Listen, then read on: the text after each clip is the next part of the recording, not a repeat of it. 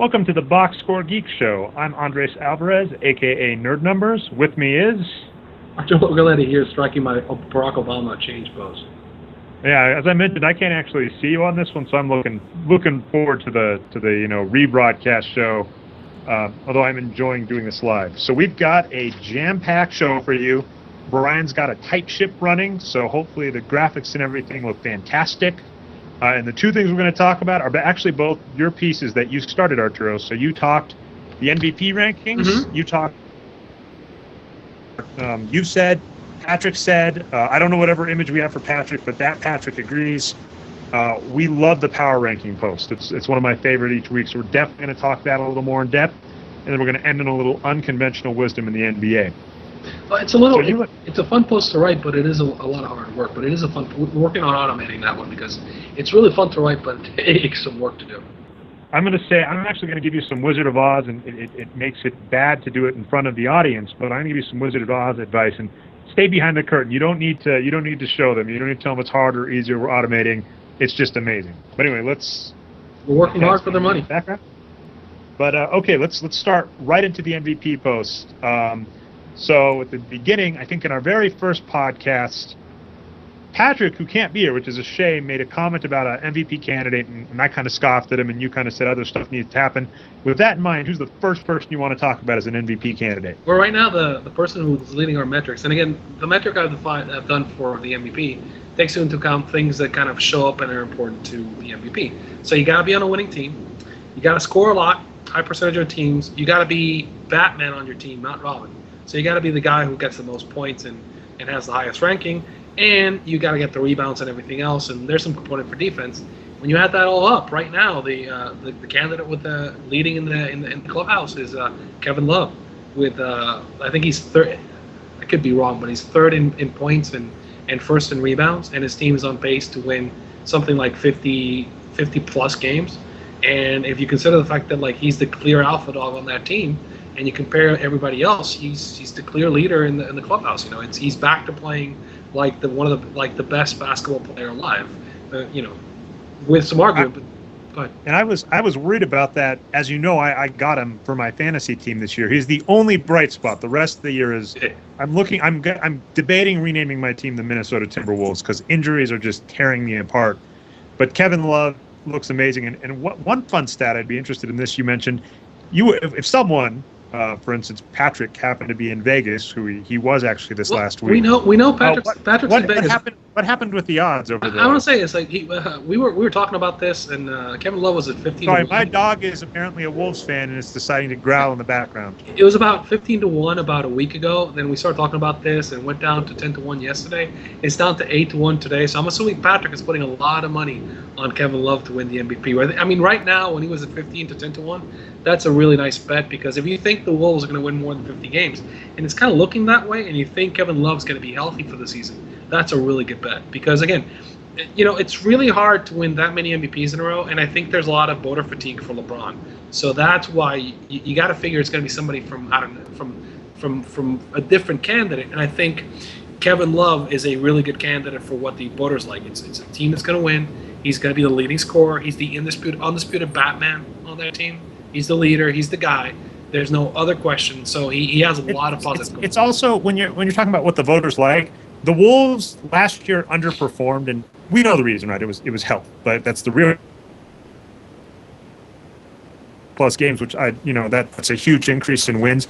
Voters love that. Whenever a team jumps and wins from the season before, it's why Steve Nash won the MVP. They eat that up. So Kevin Love, if the Wolves win 50 games, and this is, like I said, Patrick's not here. I mean, if we were a little better on playback, we haven't messed around with this yet, but flashback to old podcasts, we could just repeat what he says, which is if Kevin Love keeps playing like this, the Wolves win over 50 games, he's a favorite for MVP. Yeah, and we'll have to ask Patrick when he's back if he got money down on Kevin Love. I mean, I think the point is, and this is an important point. I mean, the reason we were lower on the Wolves this season than we had them around 41 wins, and they're projecting right now at 56, is we had Kevin Love as being a great player, like a star level player. But Kevin Love is back to playing at the level he was playing in 2010 when I wrote a post saying he basically broke my model. He's playing it. He's having an unprecedentedly great season. He's at over .400 wins per 48, which is, basically him and a bunch of scrubs are almost guaranteed to win 40% of the game. So he's playing at a ridiculous level right now. Now, do I think it holds? He's done it for an entire season before. So this could be his greatest season, and he could actually keep him at this level. So I think it is very possible that it actually holds. All right, so I actually, our order, so we agreed to switch off. So you picked Kevin Love first. I didn't actually have a good segue for this, so I'm just going to throw it out. I'm a Nuggets fan, and I'm feeling very angry as to how the season's going. My pick for a possible MVP candidate and one I want to talk about is Andre Iguodala. He's playing amazing in Golden State right now. Golden State Warriors are, I think, tied for top of the division currently. They're one of the most fun teams to watch. Andre Iguodala brought something they really needed, which is perimeter D. It's he's an amazing player, and I don't necessarily think the voters go for him in particular because, he's not going to be the top scorer. But Andre Iguodala, this is the third team he's been on. I got some bad news for you, man. He doesn't even show up on my rankings. So you're going out of left field on this one because just by the things that voters like for this year, he's not scoring enough. He's not Batman on that team, and I don't think the team's going to win enough to kind of justify it. I think if we're looking at wins produced, he might be the MVP for that team. But there's enough division on that team in terms of scoring that I don't think he can win. There's too much. They would have to win a ridiculous amount of games, and if that was the case, Steph Curry would be your MVP. Yeah, it's a bit of a shame because, this is actually interesting. Klay Thompson is currently the leader in points per game because Steph Curry's three-point shooting is only amazing. It's not super amazing like it's been before.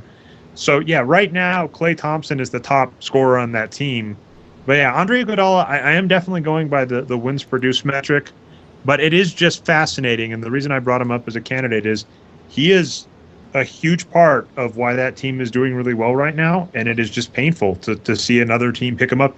His contract, if he plays the whole season like this, it doesn't matter if his other years are good. His contract paid for itself. But Vegas does not list odds for Iguodala. It does have Steph Curry going off at 25-1. He started the year off at 31. He's now at 25-1.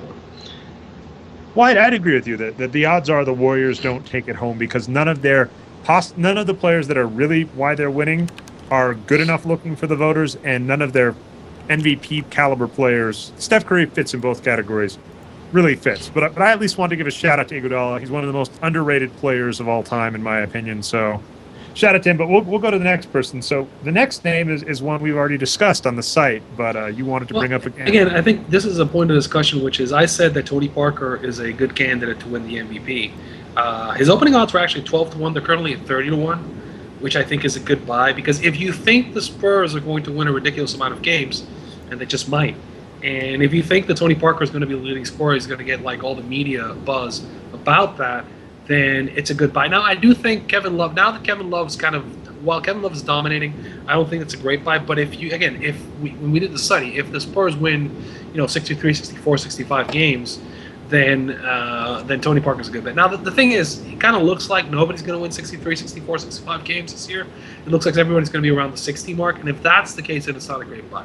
Again, the case for Tony Parker is if that team is close to 65 wins and he's the leading scorer on that team, then he's a really valuable candidate this year. Yeah, and I brought up in the article, really, Kevin Love. Kevin Love is the counterexample, which we brought up, which is, if there is a player that puts in a ton of points and is just ridiculously good, that takes away. So, Jordan, when the Bulls won 69, he lost to Karl Malone because Karl Malone had a 30-10 line. And, Kobe Bryant took the win away, because he scored a ton of points, because none of the Boston Celtics looked flashy enough. So that could happen. It really varies. I think, if the Wolves cool off, if the Thunder underperform relative to what people expect, and Tony Parker and the Spurs keep it up, I think he actually is. Yeah, I was much more wrong. I said never in a decade, and I'm going to on air say I was wrong. It was much more likely than I thought, and I should definitely wait before rushing to Twitter to counteract you before I do the research. Well, yeah. Go ahead. Yeah, it's basically, he'd be getting a lifetime achievement MVP, and two, it would be a matter of let's look at it. They're clearly the best team of the season, and so clearly the best player must be on there. It's like I think Chauncey did pretty well one of those years where he had some early bust one of the years where the Pistons were leading the league, and eventually I think he ended up not winning. That was the year that Kobe ended up winning, this is kind of shaping up to be like that 2008 year where there's going to be a lot of candidates, and something's going to happen in some game, and that's going to swing this. So it might be something like, the Wolves going out and Kevin Love just having a ridiculous game on a national TV game or something like that, which will settle the race at the end. So something I'll say is it looks like, I'm looking over our list, it looks like you went with possible people who actually could win the award, and it looks like I went for slightly more good players that might be in the running, but probably won't. But the next name I had to bring up was Chris Paul. CP3 has been one of the greatest point guards ever. Probably never going to win an MVP, but he's keeping it up this season, and it's at least worth discussing him that, Chris Paul, he's the same old Chris Paul. Is there any hope for him? Any hope? Yeah, I mean, Vegas thinks so. They've got him at 5-1 right now, and I think it all comes down to it's going to come down to whoever wins the West. I think that's the key. And if they go out and they're the one seed in the West, and he's clearly, I mean, we know he's the best player for that team. If that's the case, then yeah, he definitely has a case. And I think it's going to be, again, like 2008. It was coming down to who's going to be the one seed. Kobe went out and had a good game over Chris Paul, and they ended up beating the Hornets for the one seed, and that's how your MVP was set on that year. I think it's going to be close like that. It's going to be something where it'll come down to how the teams do, because that's really matters. And I'm apologizing to everybody listening to this. I have a bad head cold, so this is why I'm kind of cutting out a little bit. So it's a bit of an endurance test for me. So yeah, no, I mean, I think Chris Paul has a shot, and again, I think it's one of those where he might actually get one of those where he gets a career. A career achievement award at some point. I mean, he's definitely going to be there. His team's going to be good enough. I think this year he has a good shot, but I just don't. I mean, basically, he would have to do it with a one seed, and he has a shot at it. That's going to be rough this year. That's rough. Yeah, I think San Antonio. I mean, because I think San Antonio is a really good team. I think what's going to be interesting about San Antonio is, again, knowing Pop. It's how many games is Pop going to lose on purpose? And he's going to lose games on purpose. He's gonna throw out games where he's gonna run out his B squad, and that's just gonna be the case. Well, did you mention this in your power rankings? We're not going to talk the Spurs; they're not on our list. But didn't you say that their backup squad is like a third seed in the East? Yeah, their backup squad is crazy. I mean, the backup squad comes out and just beats the crap out of people. It's just insane. They've got shooters. They could probably right now they could win their backup squad could win the Atlantic by 5 games. Yeah, I was going to say, at this point, it could be that Pop rests his starters and he still wins by a good margin against most teams. Well, last year, the whole thing about, he's resting his starter against Miami, it's not going to be a competitive game. They ended up almost winning that game. They had a lead with less than 2 minutes left in that game. They ended up losing by 5, but that. Yeah, that's fine.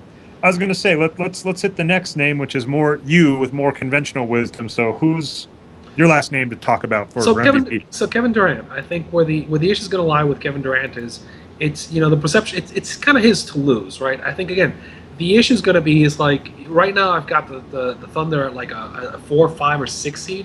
It doesn't look like they're necessarily going to win their division. So basically, I could see it coming down to who if it's coming down to whether it's the T-Wolves or the Thunder who win that division. And if it's the T-Wolves, Kevin Durant's not going to win the MVP. So he has to. It could really come down to a 2-man race between the two of them, and he has to win it. I mean, I think Westbrook's going to take some of the thunder off from his candidacy because it's a Batman Robin situation, and I think that it's important that again, Kevin Durant should have every option of winning it, but his team has to be better than the T-Wolves, and I think that's the key for that. And then at the beginning of the season, I would have said there would have been no problem with that, and now I'm skeptical. But to be fair, I think the issue for the Thunder is Steve Adams for real? If Steve Adams is for real and he takes minutes from Kendrick Perkins, they have a real shot at being like a 55, 56 win team. Unless they kick out Brooks, we'll talk. The Rockets are on deck way down the line, and we'll talk them. I mean, it's a coaching issue, right? Perkins and Derek Fisher should not be getting any minutes, and no wise coach would do it. But we have coaches in charge in the West. Scott Brooks is one of them who just refuses to give up on Perkins, keeps giving Perkins. It's not like the Thunder have not had good players behind Perkins. Yeah, no, I mean, it's we're not getting into that, but like, I mean, I think he's a, I wouldn't be surprised if Kevin Durant's not playing for the Thunder the next couple of years, and just because, I don't believe that Scotty Brooks is a coach you win the title with. We know Durant looks good in green, so there's hope there. So last, I'm not going to talk the team, but we're definitely talk this player, Paul George. I threw his name out as a possible would take off Tony Parker's legitimacy, because the Pacers are just doing ridiculously amazing, and if that holds up, the top scorer is going to get it, and Paul George looks to be that guy.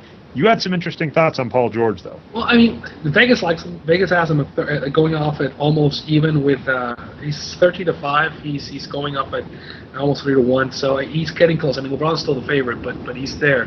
I'm not sold on Indiana simply because the only first game we saw them against like tough opposition was the game they lost against Chicago. And I mean, that's not their fault, but they really haven't gotten challenged, and we really haven't seen them against the top of the West. And I have this feeling that they're going to get killed by the top of the West, because they're okay, but they should have even been more dominant against the slate of the politely call them jobbers that they've had against them at the beginning of the season. Again, I think they're helped by the schedule, which is end up going to be like the easiest schedule, but I'm not buying it as of yet. I need to see more from Indiana. I think they're a good team. I don't know that they're what we've seen over the first 9 games, because I think it's not a fair sample, is what I'm going to say.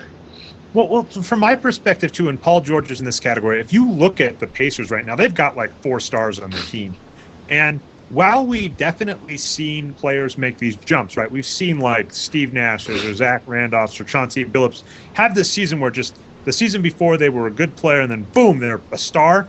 It doesn't happen to an entire roster, and I refuse to believe that like Hibbert, Paul George, who are another few players. I think Lance Stevenson. I refuse to buy that they have 4 players on their team having a jump where they're almost twice as good as the season before. So the thing to keep in mind is that they're playing some really bad teams, though. I mean, they're going to be playing, exactly. They're going to play. I mean, I thought that Detroit. I still think Detroit's going to be more competitive. I thought that Cleveland was going to be better than it was, but it looks like Kyrie's just kind of not good. And that team has real problems, and Mike Brown has real problems. So it looks like, you throw out the fact that the Atlantic's just completely horrible, and it kind of looks like, the East is going to be a complete nightmare. So, I mean, like, there's a real chance that, they'd be one of these teams that they're going to win, they might win 55, 56, 57 games, or like 60 games, and if you put them in the West, they might win 48. So, I mean, and this is not a knock on Indiana. This is just like the West is just really way, way, way tougher than the East is here. I'll give you that. Okay, so to keep people in the loop, what Arturo and I did is we decided we'd each get 3 names for the MVP, and we're going to do the same thing. We're going to talk the power rankings. Arturo, like we said, did that last week. It's one of our favorite pieces. So we're going to talk 3 teams each. So we left out some players. We left out King James. We have voter fatigue as well. We left out Andre Drummond. Sorry, Detroit fans. Just to keep you in the loop on that. So with that in mind, we're going to move on to the power ranking teams. These are the teams, not necessarily the best, not necessarily the worst. The teams Arturo and I wanted to talk about. I got the first pick. This should not be a surprise to anybody that's been following me ever. I do make a promise there won't be any Shaw watches. There won't be any Nugget watches this year. But, oh my goodness, I had to talk about the freaking Denver Nuggets because this is just painful. The Nuggets, they're not playing Fareed. They're not playing McGee. Allegedly, Fareed's on the block. I guess a trade for Shumpert, which would have just been ridiculous, almost went through. It came down to just New York not having a pick. Brian Shaw is saying he's going to play the players that show the most hustle.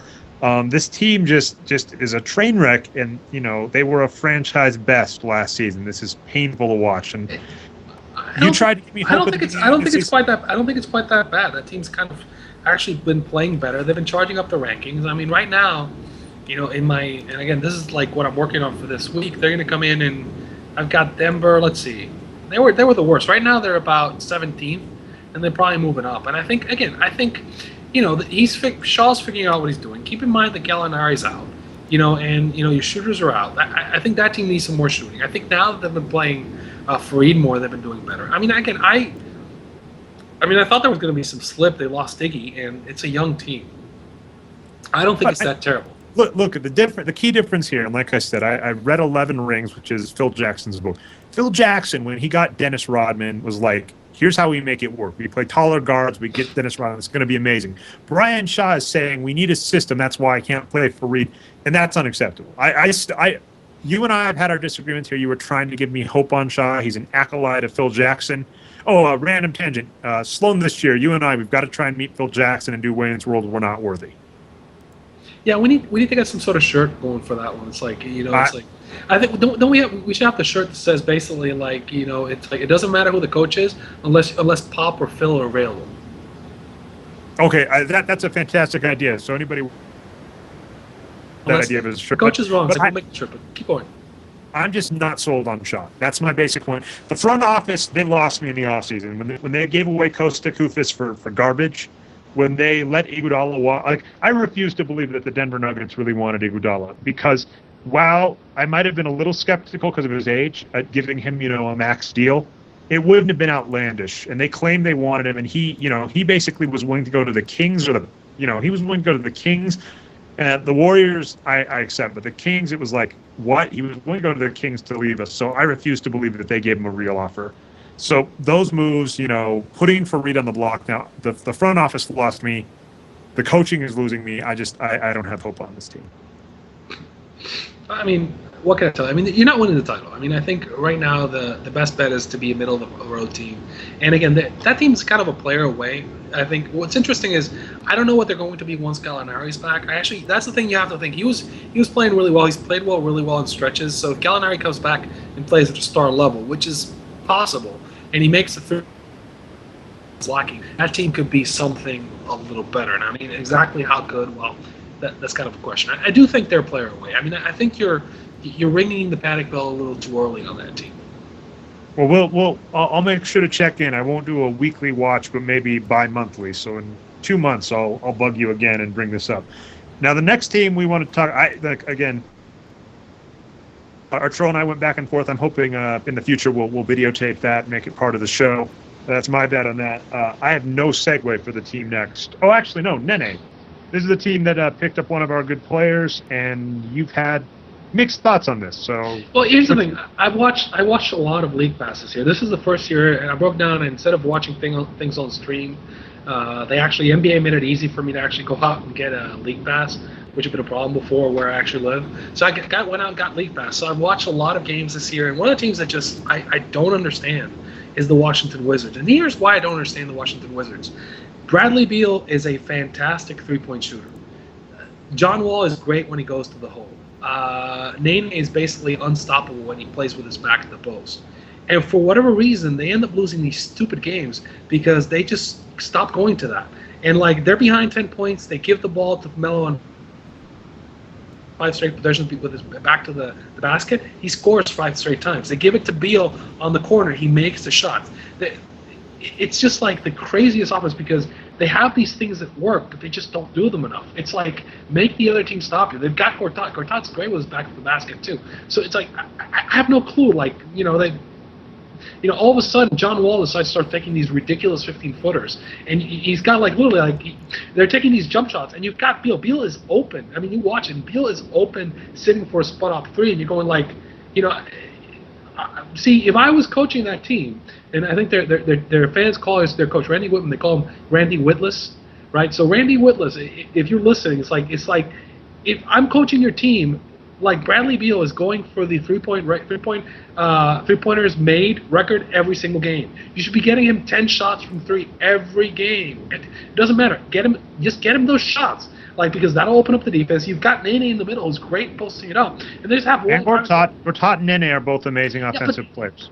And it's funny because, like, when they start running their offense that works, like, the other teams have no clue how to stop them, particularly in these. And then they stop doing it for some reason. You're, like, watching and going, like, what the hell just happened? It's like they have, like, 4 or 5 plays that nobody can stop. And then they just stop doing it. It's just ridiculous to watch. And I've watched, like, 3 or 4, like, overtime games for this team where I'm like watching going like, holy God, what are they doing? It's like if that coach doesn't get fired, I mean, I have no idea. I actually wrote this. I actually think that's a team that George Karl would love to coach that team because there's so many all of the good players are conventionally good. That would actually be acceptable for George Karl. He would love it. He's got he's got 2 guys that can post up. He's got a guy who can drive to the basket, and he's got like a killer shooter. And it would just work perfectly. Just offensively, that team should work, and for some reason, it just doesn't. It's just like, and it's more like the coaches just like, like you basically put an electric shock collar on John Wall, and like every time he takes like a 15, like when he takes a 15-footer, just go like, no, what are you doing? Just drive it to the hole, pass it to the open man on the wing. What are you doing? It's like now speaking. I'm actually going to segue us because we've gone a bit. I agree. You're going to kill me because after this podcast, I'm going to tweet. I agree with Arturo. George Karl could have a job in Washington. That's just thank you for that. Mm-hmm. But another team that seems like they should be working. Again, when you're talking to littering the panic bell, they're 7-4, but the Houston Rockets. I wanted to bring up this team and talk them because we were really high on them to start the season. Again, they're 7-4, so it doesn't seem outrageous to say that still. But are they not working the way they were supposed to be working? Well, they're not, and I mean, I think part of the problem is the fact that they're not making as many threes as they should, and you argue that they are taking the most threes in the league per game, but they're not making it at a high rate. They're making them. I think we had it as like what 26, 27, no, 36% is what we said they were making it. They're at like 32.9, so they're just under 33%. Yeah, which isn't great. I mean, I think the issue with them is the fact that their wing defense, or like the defense on threes has been really bad, or hasn't been great. They're one of the worst in the league, both at 3 points attempted against and 3-point percentage. Yeah, and they haven't really adapted to the whole like the hack defense. Now, I think a couple of things are going to happen. Is like the 3-point field goals for them are going to catch up. I mean, Lynn has become a better shooter. I think they'll start catching back up, and they'll get more league average. Once that happens, their scoring average will go up 3 or 4 points. And that'll make a big difference for that team. I think the other one is I think they need to kind of figure out and own the whole the Hackett Dwight thing. So basically, they did okay with it, man. I mean, yeah, I think if Dwight can keep his percentages above 50 to 60% in a game, that'll make a difference. And I think that's part of it. I do think, I mean, it looks like they're going to have to trade Asik because it looks like Asik just doesn't want to play. I mean, like, I still hold that it could have worked as long as the wing defense was there. It's just, it hasn't. I think what's going to be interesting is who they're going to go out for. I still say that the Ryan Anderson Omar Asik trade is the one that makes the most sense. And I would be okay with Ryan Anderson. I would hate you. Here's something that's problematic. Asik for Kenneth Faried straight up actually works because the Nuggets have a trade exception from Andre Iguodala, so they could make that trade straight up. Yeah, it would be something more like Wilson. You'd have to throw in like Wilson Chandler or something, but yeah, you could. Why? I'm saying they could. I'm saying if Daryl Morey called up and offered that straight up or asked for picks or something, I think he could get it. The Nuggets would probably respond with Faried and McGee. Would be my answer. Oh my God, that would. That would be the answer back. That would be the answer. If the Nuggets counter with that, then Daryl Morey just laughs and wins a title. Yeah, I mean McGee's kind of an interesting guy, but like for what they want to do, which is this team wants to run, this team wants to get to. What's interesting, what I like about this team, what I've seen is Jeremy Lin is actually playing really well, and that's kind of interesting, because if you get it to the point where you get into a 3-guard lineup with Beverly, Lin, and Harden, that could be really, really interesting once they figure out who the fourth guy is, because I mean Lin has been really, really good in some of these games. Actually, one of the depressing parts, and you mentioned 3-point shooting, and I think I would just not be too worried about this. James Harden, I think, isn't being himself. He's okay, but I don't. Actually, no. James Harden's 3-point shooting is terrible, and I think when he's playing below average, but when he gets back to his old self, I refuse to buy that it stays. He's at 29% right now. But yeah, if Jeremy Lin stays good and James Harden reverts to his old self 3-point shooting wise, this team's fine. Yeah, I think one of the other problems is I think this team is and again, I have no source for this, but I think this is a team that parties hard. And we know Harden is a guy who parties hard, and we think Dwight is too. Makes it rain. And Houston is an interesting city to hang out in. I think that could be a problem for that team. I think what's going to be interesting for this team is they need to kind of figure out their 5. And surprisingly, I mean, I thought Beverly was going to be the guy, but it looks like Lin is going to be the guy. And they kind of do need. They don't have a 4. They don't have a clear 4 right now because they do kind of need him. Terrence Jones looked good, but I mean, like, this is a team that traded Jordan Hill for Derek Fisher at number 1. And right now, if they had Jordan Hill on this team, it would be kind of crazy. If Jordan Hill was their 4. This team would just be insane right now. Wow, Jordan Hill has really been surprising me this year. And again, here's the thing. I think there's going to be a trade available. I mean, Houston has a lot of assets. I think there's going to be the four that they want is going to be out there. I mean, I think if New Orleans gets desperate, if there's a couple other teams that might get desperate. I mean, even the Lakers might be willing to throw in Gasol for something. I mean, I don't see how. I'm done with Gasol. I like this team being a young team. No, what if team? What if the other Gasol is available? What if Memphis panics and the other Gasol is available? So here's the thing. When it comes to the Rockets, I'm very skeptical of Mikal. I'm actually on Sheik's side. I've got an article coming out later this week about trading him and playing him in that. I'm on his side because he was playing 30 minutes a game and playing great last season. He's got a contract year, not this season, but next season coming up, and he's playing 20 minutes a game. And he's not wrong to be upset. If the Houston Rockets buckled down and just played Dwight and Ashik both over 30 minutes a game, I think things could have been all right. But I think the offseason they kind of promised him they were going to give him minutes, and then they haven't. And he's not wrong to be upset about that. And again, it's the way you kind of play and you structure your offense. It can work. I mean, you have to view it as like you're going to be like Memphis was, just an eye on the post, but then you have to have people cover on the wing. I think that's where the problem lies. Is it kind of works if you have like Beverly and Harden has to play deep for it to work. So you have to have a Zeke and Howard just basically knocking up the post, and basically they have to play like the San Antonio guys and like play like Cowie and basically play like Cowie on the wing and just chase the people around and just keep them off the three and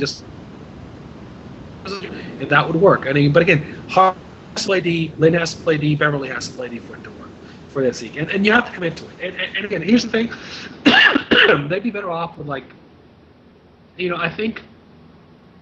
They need some sort of, guy who can chase. They need Cowie type is what they need. They need a guy who can chase people on the wing is what they really need. More than like a stretch four, they need that guy who can chase the jump shooter. Well, what I was going to say is two teams that I think I'm not worried about at all are Memphis and Houston in terms of front offices. I'm not worried about Houston making a bad trade with Ashik right now. I think they'll be fine.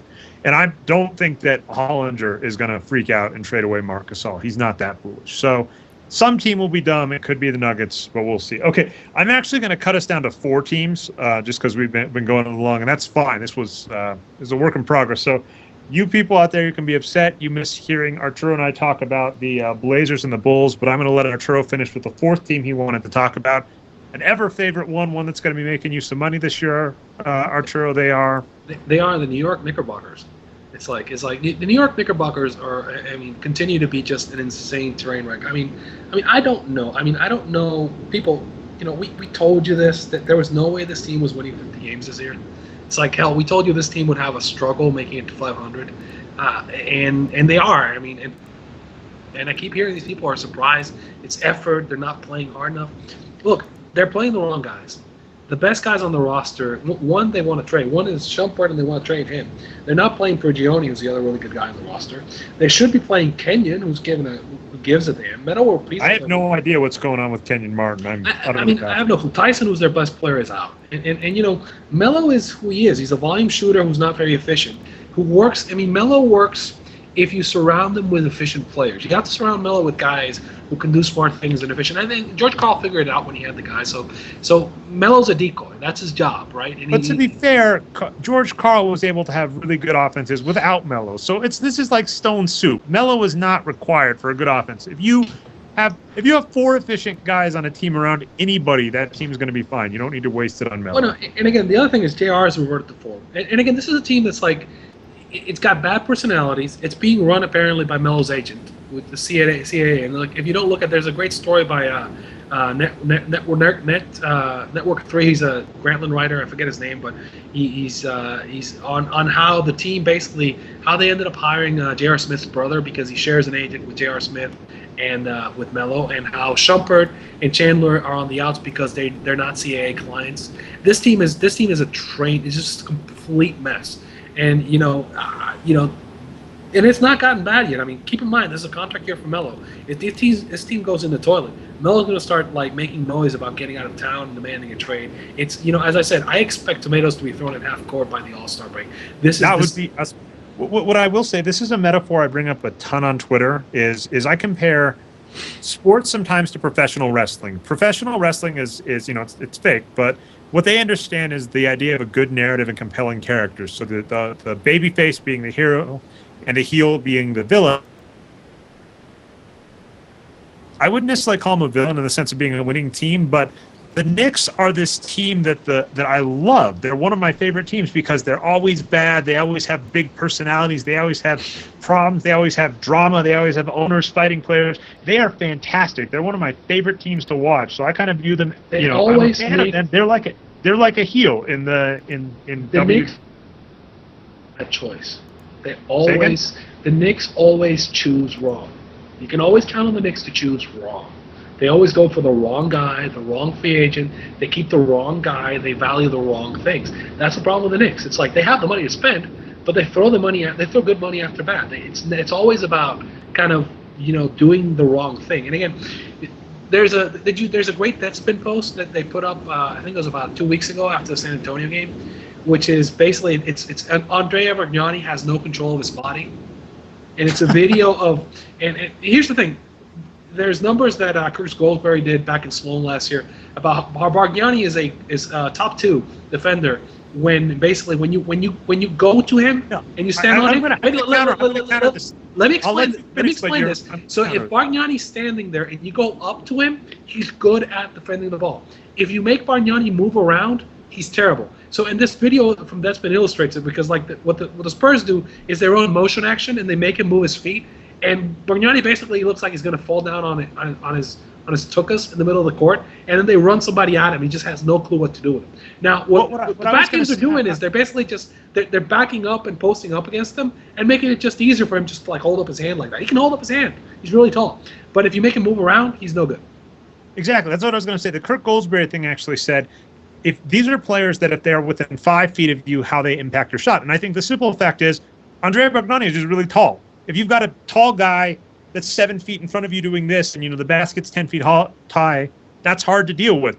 But yeah, you're right. Yeah, so he doesn't get near anybody to do that. If you're playing a team who's running a simple ISO offense, that means a dumb coach team with a bad coach, with a terrible coach, then yeah, Andrea Bargnani looks great as a defender. If you're playing a team that has any clue about how to run scheme and offense, they'll start running ISO. Know what to do. The Spurs basically just destroyed him. The Heat will destroy him. The Pacers will destroy him. The Bulls will destroy him. Anything that's not going to be a fear. It's not like they're going to be in the playoffs. I mean, it's the whole thing. It's like this is the best you're going to see for Bargnani. Because anytime they play any team that has any clue, it's going to be murder. Like these teams are going to they're basically going to go like this and go like, ooh, I get to play Bargnani tonight. Ooh, yeah. Because basically all you have to do is make him move around, and he won't be able to do anything about it. And that's kind of. This is the best you're going to see him play, and it's not going to get better, Knicks fans. And I mean, I hate to throw cold water on this, but this is a team that's bad. They have no picks. They're capped out, and I don't see Melo. Honestly, I don't see Melo staying, which is kind of a good or bad thing. And that's a great thing. But the issue is it doesn't save them. They don't get any cap space if he leaves. I said this. I basically Melo every season since Melo left the Nuggets have had a better record than the Knicks. And trust me, that's not the case for the Cavaliers and the Heat. Exactly. So I was going to say, we're off the big topics. We're going to talk a little bit about tanking, and you actually bumped tanking a little. So you have two more fun topics to end. So I'm ending this as unconventional wisdom, which tanking is a part of. Just want to throw it out there. Tanking's coming up again. The Philadelphia 76ers are being told, what are you doing? Why are you winning? We want to just briefly discuss our definition of tanking. Kind of what we agree on is that if the season's over and you sit your star players, that's not tanking. If you keep your assets, that's not tanking. It's when you give up on the season before it even starts, or give up on the season when you're still in contention, that it counts as tanking. Here's the problem. If tanking is defined as constructing a crappy team, hey LA, hey Lakers, if tanking is defined as constructing a really, really crappy team, that's a bad idea.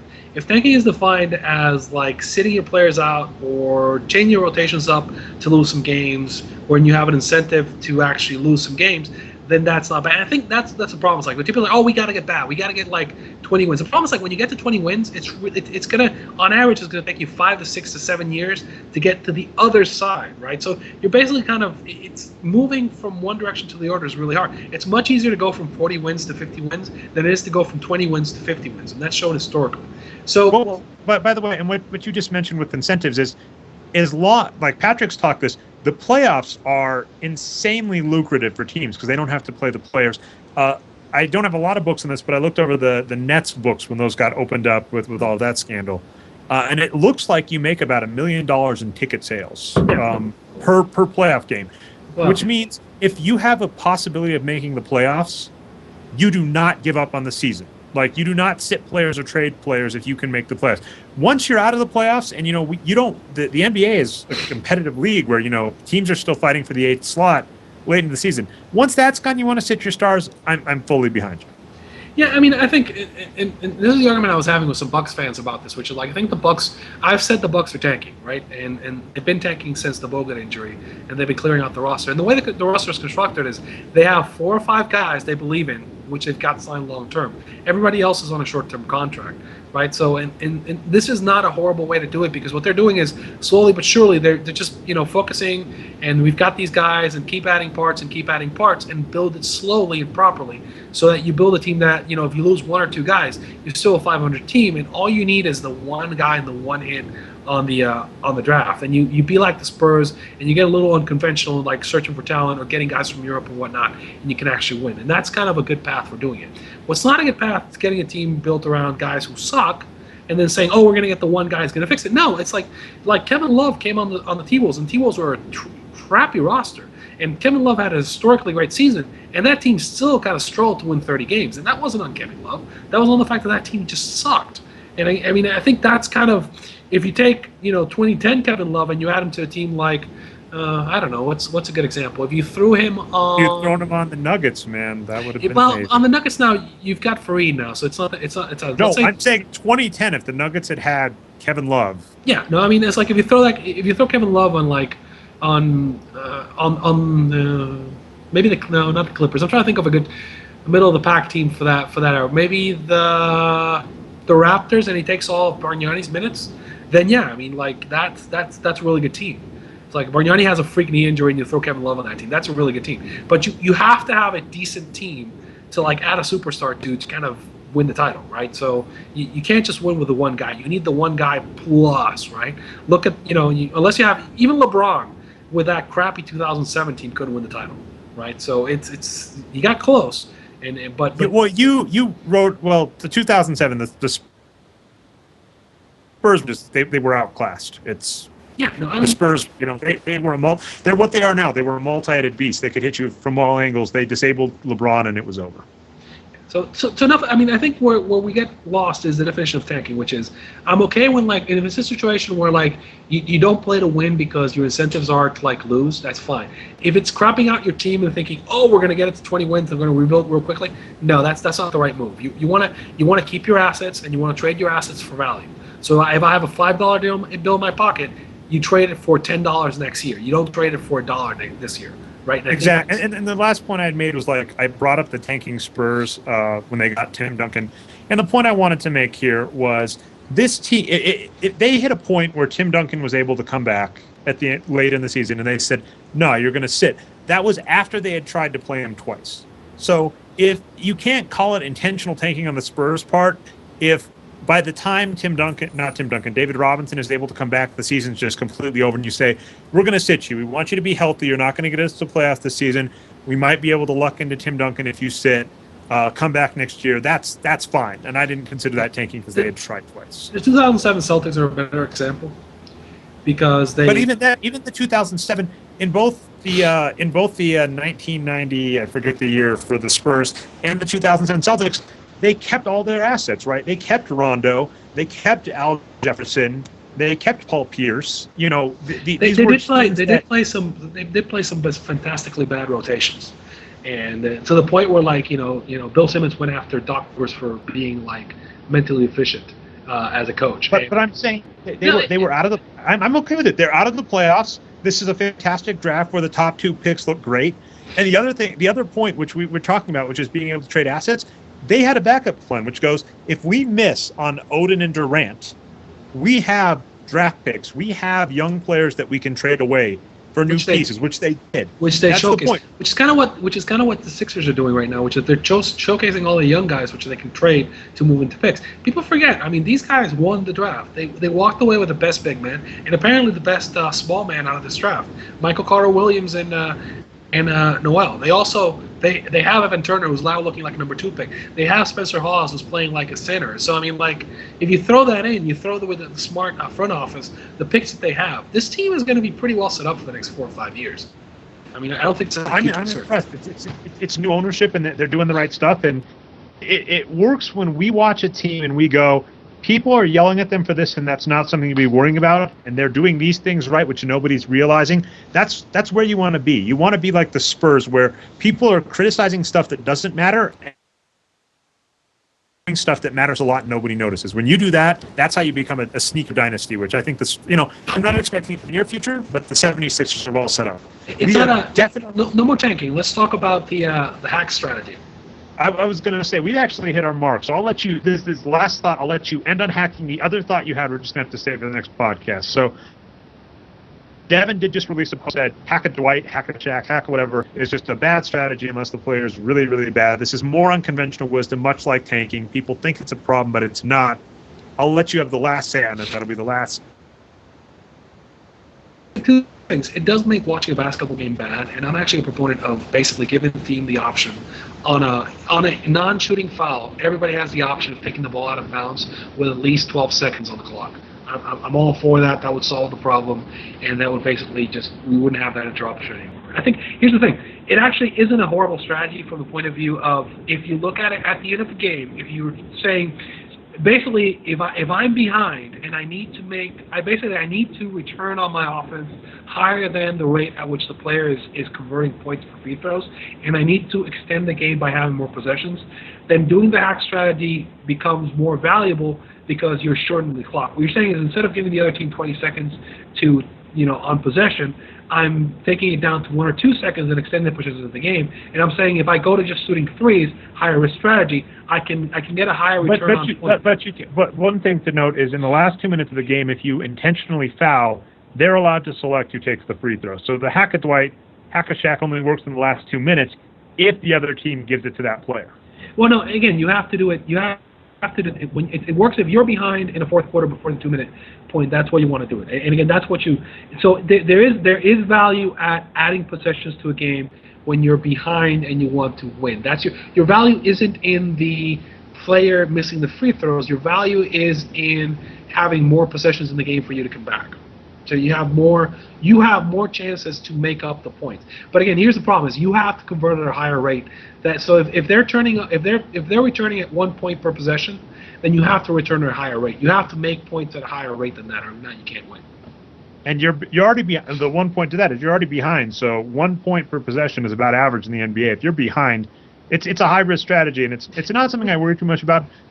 One last point, as you said, it slows the game. That may not be fun to watch. Something to note is NBA games make money off of advertising. If it's near the end of a close game and you stop the game and there's a chance to insert an ad or say you're a sponsor, that may not be the worst thing from a monetary perspective. I mean, it's FIBA rule. I think FIBA used to let you take the ball out of bounds. I think that's what you do. I take the ball out of bounds. Stop doing that.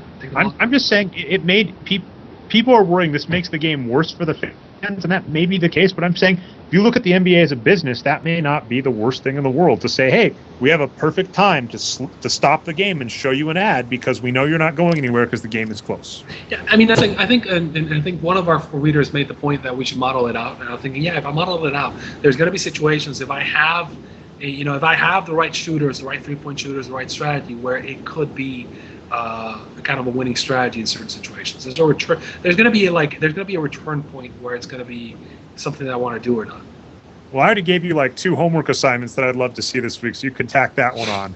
Yeah. So we'll end on that, and also anything you want to sound off on. It's been great having you all watching this. We're really subscribe to the feed on YouTube if you're watching this on YouTube. When we get to 100, we might be able to start doing these live. So keep that in mind. We're definitely going to keep doing them. We have our fantastic producer, Brian. I'm going to let Arturo say his last thoughts. I'll say my last thoughts, and we'll say goodnight. Well, I think, as I said, I think there's some interesting teams and there's some interesting stories at the beginning of the season. Some of the stories are are still early for us to make any conclusions. I think Indiana's one of them. I think Portland's one of them. We need a larger sample. I think the meat of the schedule at the end of the season, everybody plays a similar schedule. Right now, that's not the case. So hold your horses a little bit until we get a little more data before we make any conclusions. All right, you don't want to do a sign out after that. You're just gonna. No, I'm gonna close with that. Small sample sizes can bite you in the ass. All right. Oh yeah, that's all. What was Dave? Dang it. Dave had a really good quote, which was like, "Small samples can turn on you quickly" or something. But I forget it. I'll try and look that up for next time. My closing thought's going to be simple. I'm going to disagree with you wholeheartedly. I'm going to say I am just depressed. The Nuggets season is going to be terrible, and if they trade for Reed, I'm officially hopping ship as a Nuggets fan. So that's what I'm going to end on. I'm on, aka Nerd Numbers. With me, as always, is Arturo Galletti, aka at Arturo Galletti on Twitter. Yeah. And we've enjoyed having you. Yeah, I need to go watch the Patriots game. Have fun, Boston fan.